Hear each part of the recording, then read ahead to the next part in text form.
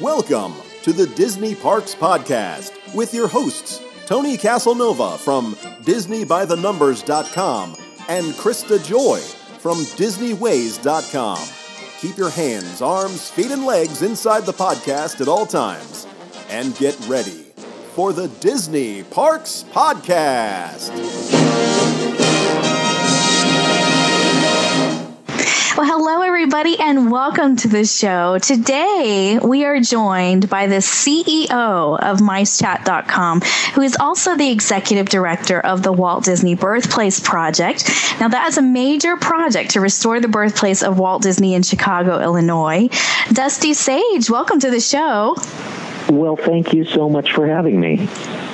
Dusty, can you tell us about this fascinating history of the house where Walt was born and the project you're working on?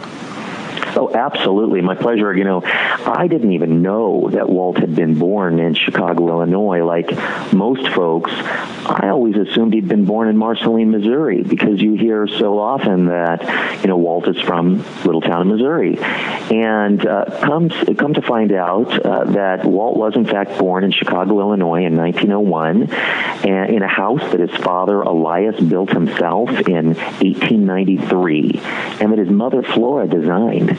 So it was a real family affair kind of a house. And in that house, Roy Disney was born, Walt Disney was born, and Ruth Disney was born. So the three youngest Disney kids were all born in that house.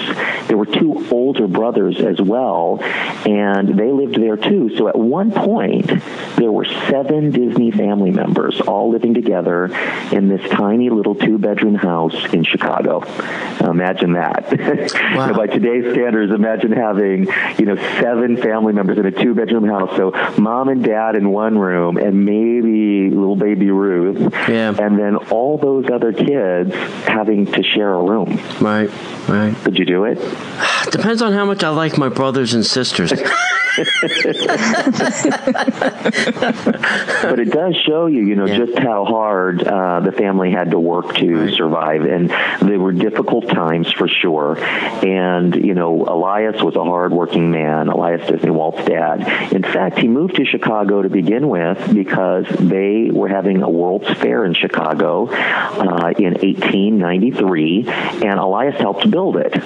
So there's the first World's Fair that's kind of in Walt's story, the World's Fair that his dad helped build. And that same year, he built the house that Walt would later be born in. And I'm sure that Walt, Roy, and all the kids probably were regaled with stories about the amazing World's Fair in Chicago. And it was a really spectacular World's Fair. I believe it was the first World's Fair to ever have electricity. They had a giant Ferris wheel, the first Ferris wheel, and it was just a spectacular master planned. They called it the White City. Just amazing. It brought people from all over the world. A true spectacular event. And that's kind of the framework into which Walt Disney is born. It's that turn of the century vibe, the change from gas to electric, from horse-drawn carriages to cars, the invention of household appliances. It's the carousel of progress in real life. And now you kind of know why that was one of Walt's favorite attractions, because the Carousel of Progress was Walt's journey, and that is the property that I'm responsible for restoring. Who's the owner of the house? I would have thought that the company or the family museum or somebody would have, done this years ago. You'd think, and yet the house was on the verge of being lost forever. There was a developer interested in buying some of the property there on the corner on Tripp Avenue where the house is, to tear them down and put in an apartment building. And it would have been a true loss.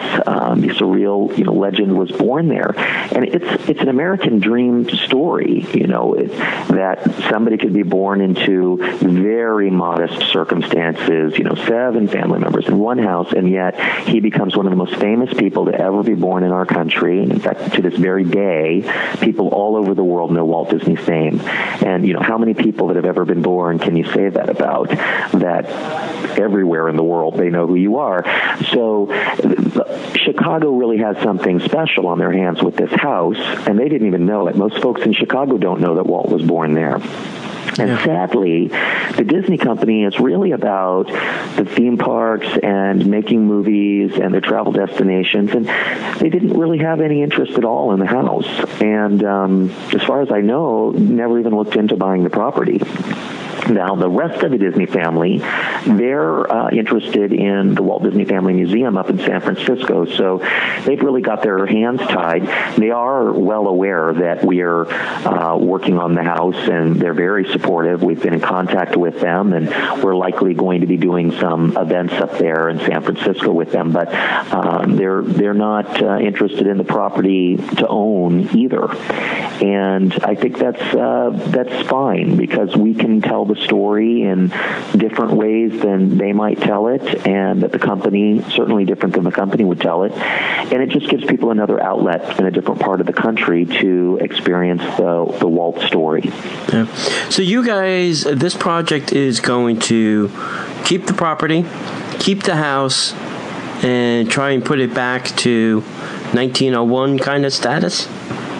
Yes, and I'll tell you a little bit, because you had asked me earlier and I didn't answer, but the owners of the house run a company called Super 78 Studios, and Super 78 makes theme park attractions. So these folks are big theme park lovers, and they realized that they wouldn't have a career if it weren't for Walt Disney, because he really was the genesis of the theme park industry. And there had been amusement parks before, and but really Walt started the modern day theme park, well-planned, safe, wholesome family attraction. And Dina and Brent, who bought the home, knew that they could use their skills at storytelling and theme park design to help tell the story of the Walt Disney birthplace. So the house itself is tiny, and it would really be too small for us to adequately tell the entire story. So what we're going to do is restore the home back to the way it would have looked in 1901, inside and out, but really tell the story in a unique, interactive way with museum exhibits, interactive theater elements, an Ozell soda fountain, and I'll tell you about Ozell in a little bit, and some other things about Chicago and the World's Fair, but there's no room to do that in the house. So we'll start a visitor center nearby, and it'll have all these elements, and you'll schedule your ticket to go see the house, and we'll put you on a bus, and on your way to the house, we'll tell you the story, and when you get there, then you'll experience the house itself. So the house will be one attraction in a series of attractions that are available via the visitor center. Yeah, that's great. Wow. And I guess the other fascinating question I have for you guys is where are you going to, curate some of the things that you can put in the house, like I would think some of them are gone, and some of them would just have to be replicated, and then others maybe the Disney Family Museum has, or maybe even Disney or the Disney family or somebody must have somewhere. Yeah, and just about everything will have to be replicated, because there are no photographs of anything that was inside of the house. There are a few photographs of the house from the outside, including one with Walt and Ruth on the front porch. So we know what the exterior looked like, and there are a couple of accounts from Roy about the color of the house. So we know that the house was white with blue-gray trim. And we're actually having spectral analysis done right now of paint samples from the exterior of the home as well as the interior. But many of the interior spaces have been changed. The house was kind of chopped up into a duplex at one point. So there's an upstairs apartment and a downstairs apartment. Walls were moved around over the years. An extra bathroom was added. The house was extended twice. It was lifted once. That part of Chicago flooded, and all the homes were lifted up about 2.5 feet. So there have been extensive changes to the home, and what we're doing is working with historical preservation architects and the city historian to recover as much as we can of what the true story is, and then whatever we don't know for sure, we'll fill in the blanks with historically acceptable examples. So what would a working class family at the turn of the century, what would have been the kind of furnishings and carpeting or flooring or paint that they would have used? and that's what we'll use. So it'll be very hard to know, and we will definitely work closely with the Walt Disney Family Museum and the Walt Disney Birthplace Museum to discover as much as we can. And whatever we can recreate, we'll recreate, and where we need to guess, we'll guess, but we'll do it very, logically and make it historically accurate. Yeah. Okay, that sounds great. I love it. It's so interesting. Yeah. And also, you have this this other motivation for building. I know that you're going to be kind of teaching kids how to live out their dreams. Can you talk more about that a little bit? I can, and it's what attracted me to this project. I had a very successful career in another industry, and I was a senior executive at a telecommunications company, and have been in that industry for a long, long time. But I've always been doing Mice Chat on the side for about 10 years now, and I've been in the theme park fandom since before the internet. So I've always had a huge love of Walt Disney and the Disney parks. And when Dina and Brent approached me with this project, I was really reluctant. I knew I could do it, and I thought I would be a good fit for it, but I couldn't imagine leaving a successful career to take an enormous, pay cut to run a nonprofit. But when they started talking about our ability to inspire kids and to use the story of the house to inspire a whole new generation of dreamers and doers, I was hooked. And what we've done is we've launched a nonprofit, a 501c3, called the Center for Early Childhood Creativity and Innovation, that will be based out of the Walt Disney Birthplace.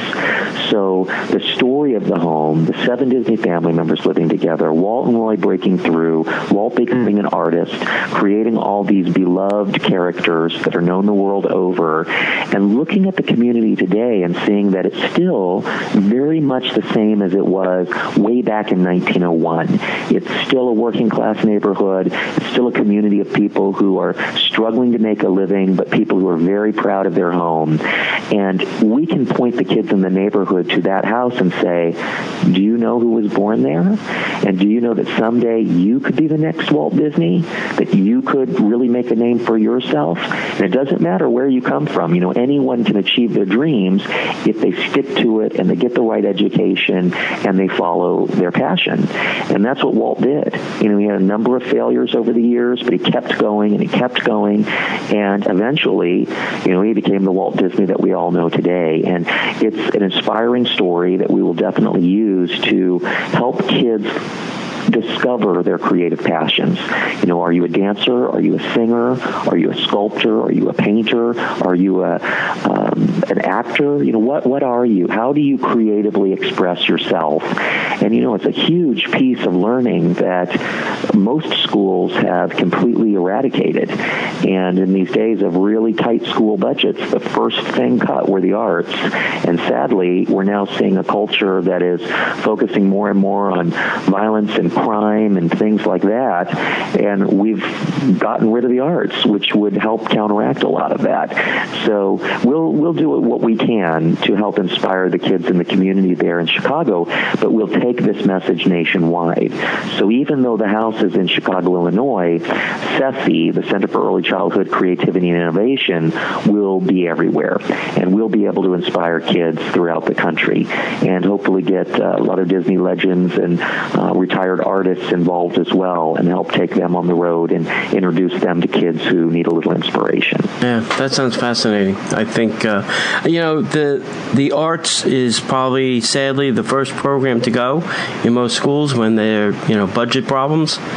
And that's probably not where we should be cutting money, but yeah, it's true. And if you look at crime statistics and the loss of arts and education funding, they really go hand in hand. And we've not done that study. More and more people have been contacting me to say, Todd, that's absolutely right. As we focus as a society less and less on creative expression, how are kids to express themselves? And if they don't know how to express themselves creatively, they they oftentimes will turn to more violent sorts of expression. And remember when you were a teenager and an adolescent, and how, your emotions and your hormones and everything, you have a very hard time figuring out how to express yourself at that age. And if we get the kids young enough and teach them how to express themselves properly and, what their creative forms are, I think we'll see a big turnaround in this country. And I do hope that not just with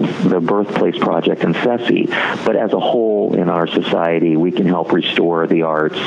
Wouldn't it be sad if there isn't another generation of animators or artists or musicians and all those skills that went into making those beloved Disney films? There certainly wouldn't have been a Mary Poppins if the Sherman Brothers hadn't learned how to write music, or Walt Disney hadn't learned how to animate, or the movie industry, didn't exist because there weren't creative filmmakers and writers for the story like P.L. Travers. I mean, all of that comes from the arts, and these are some of the most beloved and memorable things in our lives.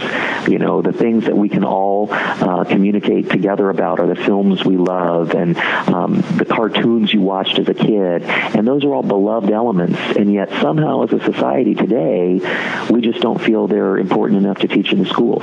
Yeah. Isn't that incredible?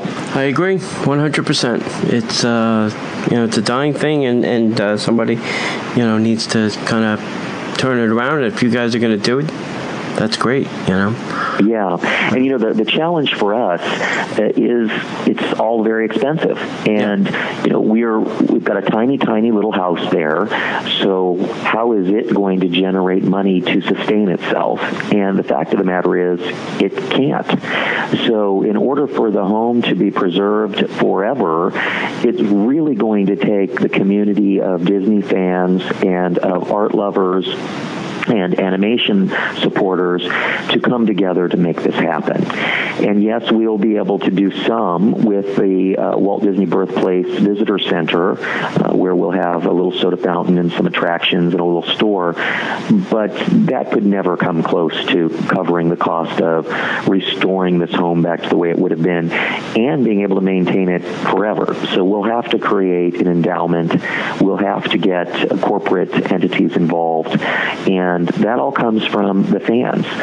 Each individual person can help donate, and if there's anyone out there listening who works for a company or runs a company, and you think that it might be a great fit for you to be involved with saving forever the Walt Disney Birthplace or helping the Center for Early Childhood Creativity and Innovation, we sure would love to hear from you, because you'd be making a big difference, and not just in restoring a historical place, but in really helping change the lives of a lot of kids.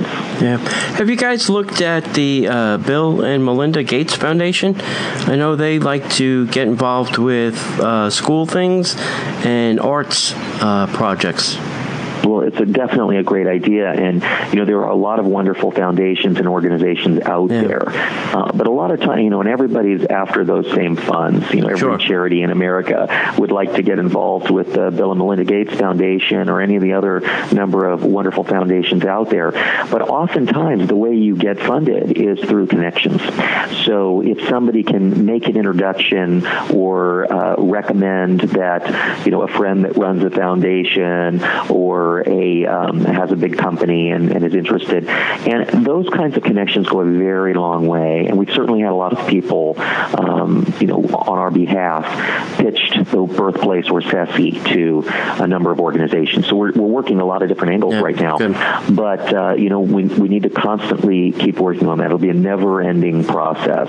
Yeah. Our ultimate goal is to start an endowment of some sort that there's enough money in it eventually that just off the interest will be able to maintain the home. And at that point, we'll know that no matter what else happens, there'll be enough money in the bank that we can keep the house restored and painted, and God forbid there should ever be, a natural disaster, restored back to its original condition, because it's a real landmark, a real treasure of a place. Yeah. Good. Absolutely. I love this. I love the whole story and what's going on now and what's going to be coming in the future. Another other favorite part of the story, though, that I have, Dusty, that I'm hoping you'll share with us is the history of Ozell's soda brand and how it's helping to fund the project and restoring the home. Well, Krista, this is one of my favorite parts of the story, too, because, the turn of the century, Coca-Cola and Pepsi were taking off and making millionaires out of people, soda, and it was the safe alternative to alcohol. And this was around the time that the temperance movement in America was trying to keep people from drinking alcohol. And Elias Disney, Walt's dad, was a church-going man. In fact, he built a church that's just around the corner from where the Walt Disney birthplace is. And he was really big into the temperance movement. And he had been investing in a company called Ozell, which hoped to make sodas, the safe alternative to booze. And eventually they had moved to Kansas City at that point, and the gentleman who owned Ozell contacted Elias one day, and Elias was one of his big investors, and he said, Elias, we really need you to come back to Chicago and open up our soda factory. So Elias picked up Walt and Ruth and Flora and moved back to Chicago. And this is after they'd already been in Marceline. And he opened up the Ozell Soda Company. Well, sadly, they were never really able to successfully sell enough Ozell to keep the factory going. And they tried selling jams and jellies for a little while, but sadly Ozell folded. And when it did, it kind of bankrupted Elias. Poor Elias lost all of his money that he'd put into Ozell, which was sad because, they didn't have a lot of money to begin with.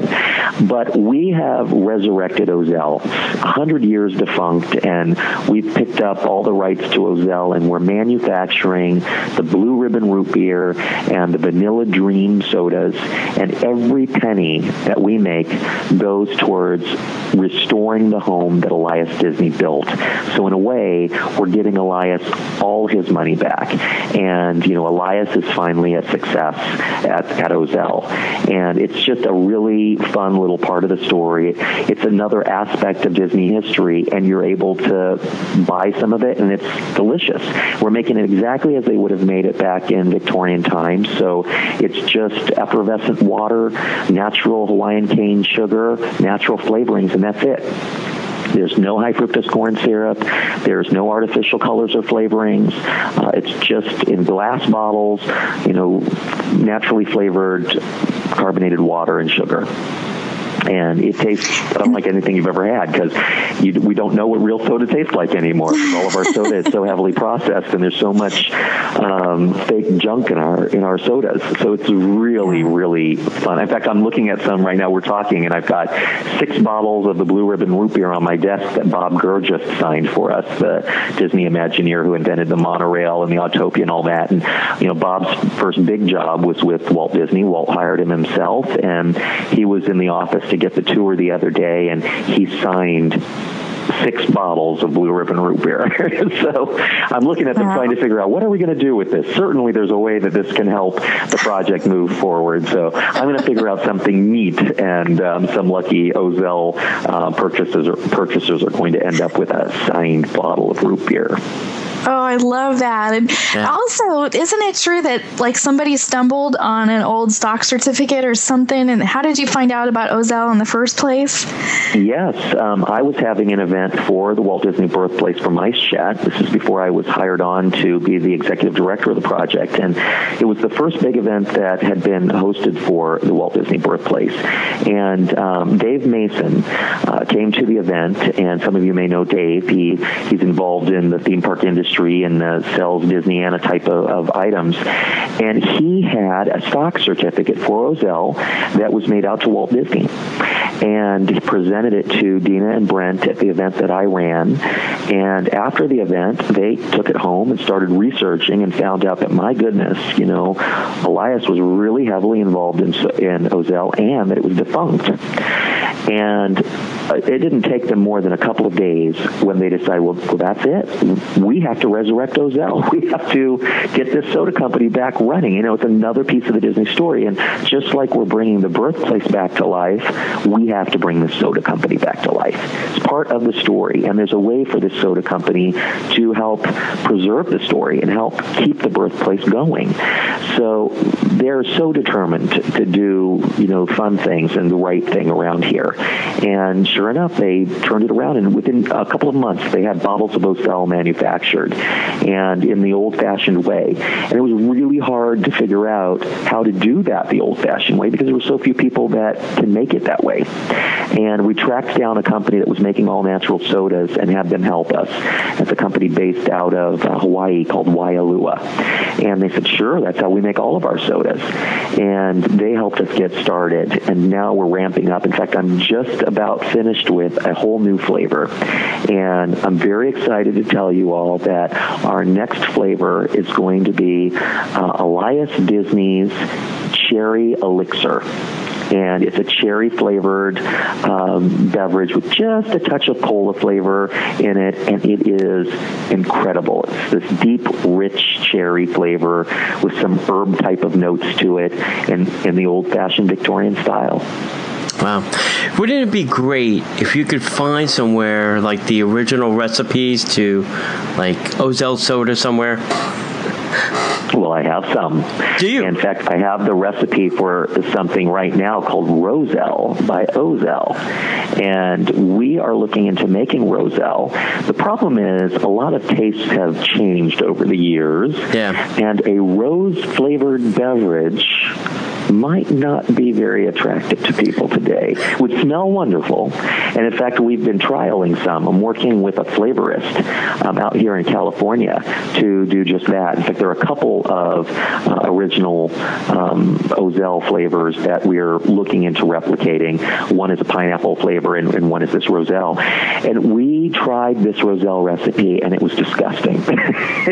Maybe if that was what they were trying to launch the company with, that is why it didn't take off. But, it would take a lot of sugar to make this rose-flavored beverage taste right. So what I'm looking at doing is doing a soda that's inspired by the Roselle, maybe that has a little bit of the rose in it, but also maybe has some berry or something else in it to make it a little more palatable. So enough of the rose that you can kind of smell it on the nose and maybe taste a tiny bit of it, but rose is pretty bitter. And, we'll balance it out with some berry or something sweet so that we don't have to overly sugar the soda just to make it drinkable. Yeah. Or I think not a lot, but there were some, sodas that were supposed to be, when you say elixir, it was almost like it was supposed to be, something to help you cure your arthritis or, Yes. Yeah. Well, think about it. What they were trying to do was overcome the temptation of people to drink alcohol. So, some of the elixirs and sodas and fizzes and all that stuff were replacements, really, for liquor and for wine. Yeah. And, in the case of the cherry elixir, we're calling it an elixir because we'll have some herbs in it. So aside from just the cherry, there'll be a few little herbs and spices in there to kind of give it a little richer of a flavor than just pure cherry, which is pretty basic. So we're giving it a little punch to kind of give it a little extra pizzazz to make it unique. It can't just be another cherry soda out there or another root beer or another vanilla. We don't want to be run-of-the-mill. We want to be unique and very Victorian and inspired, and they would have used the natural herbs and things that they had available to them. So, you'll have a cherry elixir with a little touch of rosemary and a little bit of thyme and, just some herby notes to it that really make it rich and really unique. And this last batch that I tried, which is what I think we might go with, is unbelievably delicious. Yeah. Now, the next thing you have to do is get it in the parks. I think if you put it in One Man's Dream and you have like a little tasting station, I think that would be killer. Well, I'll tell you what. I'm going to let you talk to the Coca-Cola I'll call company. up George Kalogridis. And get them to make a waiver because, unfortunately, the parks have an exclusive agreement with Coca-Cola. But if Coke wanted to buy or license Ozell as a way of helping fund the Birthplace Project, we would sell it to them. Because really our goal is not to become a soda company. Right. It's to save the Walt Disney Birthplace. And it's a story. It's something for us to talk to people about. It's a way of us engaging with people who maybe aren't theme park fans or may not know a lot about Walt's story, but may like beverages. And it gives us a chance to bring them into the story as well. But if Coca-Cola were interested or the parks had another way of bringing us into maybe just a few select locations, we would love to do that. And we have talked to some folks with the Disney company, and they all agonize over it because they love the soda. We were actually at an event. We premiered the product at an event filled with Disney executives, and they loved it. And they were all lamenting the fact that there's no way they could really get this into the parks under the without offending some other cola company.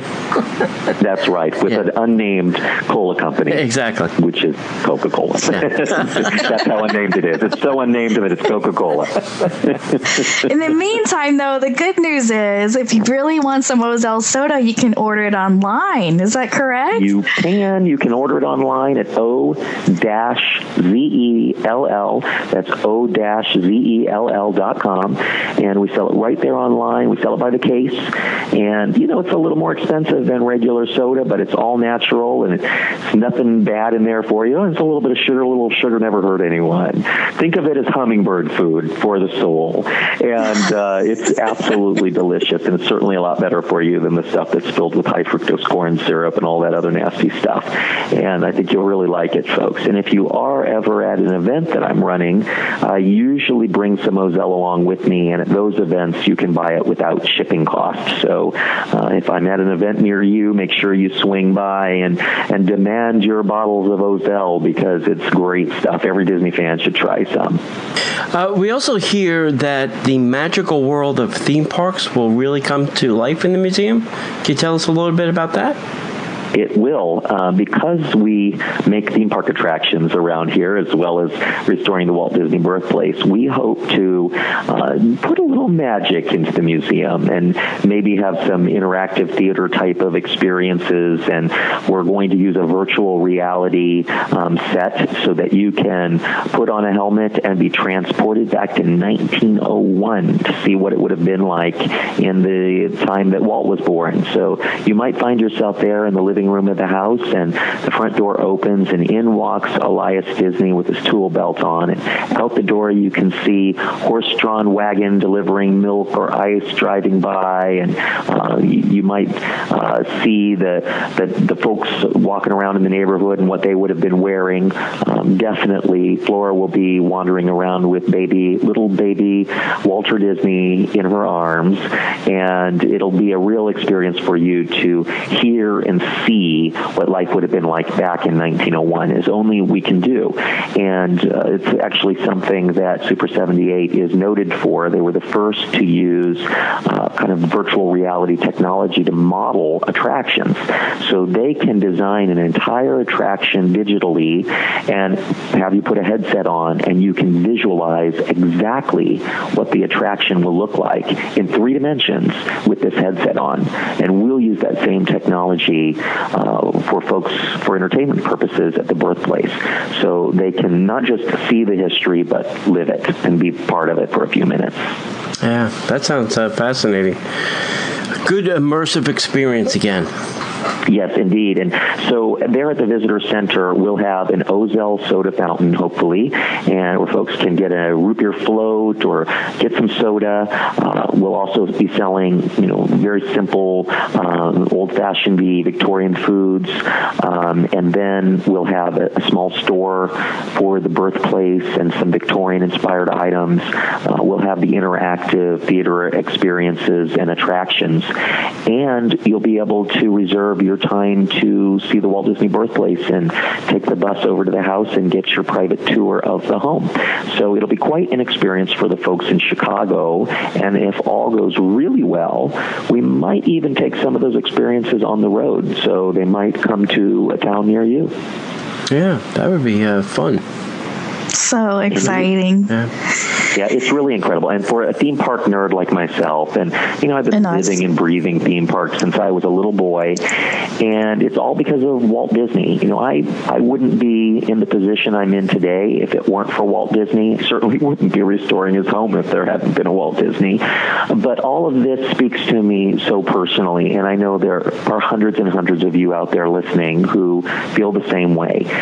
You love Walt Disney, you love the theme parks, you love the movies, and you wish there was a way for you to be closer, more involved with the Disney heritage. And there is finally a way for you to not only be involved with Disney, but help really save and restore Walt's legacy. And, Walt's gone, and his daughter, who built the Walt Disney Family Museum, is gone. And it's really all of our duty today to uphold that Disney legacy and make sure that it doesn't slip away. And it's really a family values, safe and friendly and clean, like Walt kept his parks and his movies, and it speaks to people. Disney is for everyone, and let's do what we can to make this happen, folks. Let's make sure that Walt's birthplace is restored and that we can teach future generations of kids, what Walt would want them to know.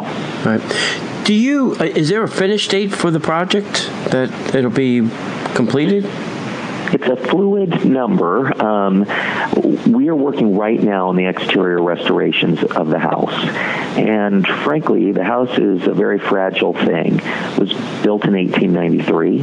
The original wood slats on the exterior of the home, the original siding, is still on the house. And about 85% of that siding is viable, meaning we can keep it. Some of it needs to be replaced, and it's going to be incredibly expensive for us to have those bad slats removed and replaced with slats that look almost identical to them. So the same type of wood, and we'll have to age the wood to be the right consistency and color. And then we have to restore the windows.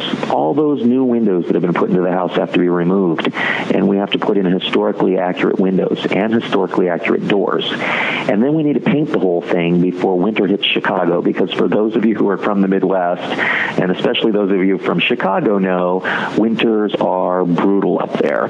And they can be a lot of ice and a lot of snow and certainly a lot of very, very cold temperatures. And that old wood is all exposed right now, and we have got to protect it. So time is of the essence. So there's never been a more critical time in this project than there is right now. The next couple of months are going to be a mad dash to get the house restored and painted. Then in the spring, we'll do some more cosmetic type of changes to the house. We'll be rebuilding the front porch, putting in a fence, doing some landscaping, planting trees, hopefully soon getting some sort of a sculpture into the front yard of the Disney kids. And we'd like to put a plaque, hopefully on a rock or something very nice that sits out in the front yard, to let people know that this is the home that Walt Disney was born in. And all of that will happen hopefully by the end of next summer. So this winter we'll do the critical exterior restorations just to stabilize and secure the home for the winter, and then we'll do cosmetic in the spring, and then by the end of summer the whole exterior will look exactly like you would want Walt Disney's house to look. And the city will have something they could be very proud of, and people can start driving by in the neighborhood and showing their kids, look, who was born here in your own neighborhood? Walt Disney. And that'll be so neat. But the interior restorations could take some time, and that will all depend on you guys. And the more money we're able to raise for the restoration, the quicker we'll be able to do that piece. But the most important thing is to secure the home and make sure that it's not going to, topple down or the exterior siding rot away. So we'll do that right away. That's the critical part. And everything else is the icing on the cake, and it takes however long it takes. I think we would all like to see it complete within a year or a year and a half, but I can't make that promise. And we're going to need folks to jump in on some of our campaigns. And it's nothing that I can give you a URL for at the moment, but we do have a website for the Birthplace Project, and that is thewaltdisneybirthplace.org. But very shortly, we're about to start a campaign on a service called Start Some Good. And Start Some Good is like a Kickstarter campaign, but for nonprofits. And we're just about, in the month of October, to launch a Start Some Good campaign where everybody can jump in and make a pledge. And in exchange for your pledge, you can earn some really cool items.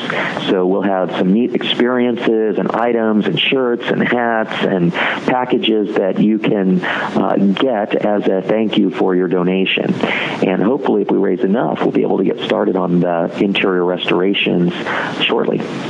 Yeah, I see this becoming a D23 event someday.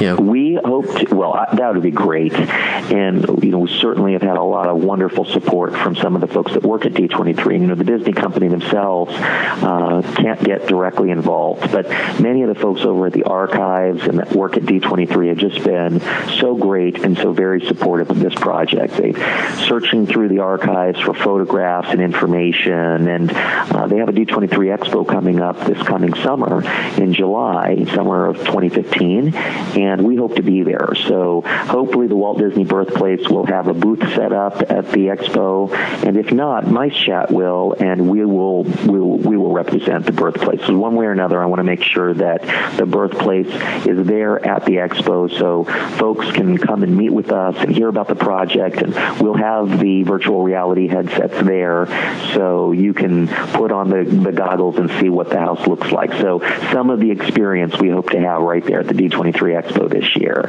And in the meantime, all of you can get involved. Just go to the WaltDisneyBirthplace.org and sign up for our newsletter. And as soon as we launch that Start Some Good campaign, we'll send you an email, and you can be one of the very first supporters and help us preserve the house for this winter. I love it. We certainly will. And Yep. Yeah, absolutely. Oh, this has just been so awesome. Thank you so much for spending time with us today. And we are just more than thrilled about the Walt Disney Birthplace and helping you get the word out. We're going to put lots of links to everything in the show notes, and we hope you'll keep in touch. We'll definitely sign up for the newsletter. I might already be signed up. And so we can be kept up to date on the progress. This is just a wonderful thing that you're doing. I'm just so thrilled about it. We're very, very excited. And we hope you'll come back on the show again really soon and talk to us some more about the progress. Absolutely. And I've got to thank you guys, Krista, Tony. You guys are absolutely amazing. And, shows like this are so important. And it's great that there are fans out there and they're getting involved with Disney history and Disney stories. And it's really podcasts like yours that help spread that news. So keep doing what you're doing because it's so vitally important to the fan community and getting the message out. And we can't thank you enough for having us on the show. So, folks would like to reach out to me and find out more about the project. You can always find me online at thewaltdisneybirthplace.org. You want to know more about Ozell, it's o-zell.com, and I'm also at micechat.com. So you can track me down. I'm happy to answer questions, and I've been talking to a lot of folks every day, and I love hearing your stories. So if you've got a little bit of Disney history or you've got a Disney memorabilia item that you think might be helpful to our cause, please let me know, and certainly we appreciate everyone's support. Absolutely. Thank you so much, Dusty, and we'll talk to you soon. Thank you, everybody, for listening. We appreciate you taking time out of your day to listen to our show. We know there's a lot of great ones out there, and we're just so excited that you were here to hear Dusty share all this awesome stuff. So thank you so much, and we will see you in the parks. The Disney Parks Podcast is not affiliated with the Walt Disney Company. All Disney parks, attractions, lands, shows, event names, etc. are registered trademarks of the Walt Disney Company. Like a bolt out of the blue, fate steps in and sees you through. One you wish upon dream.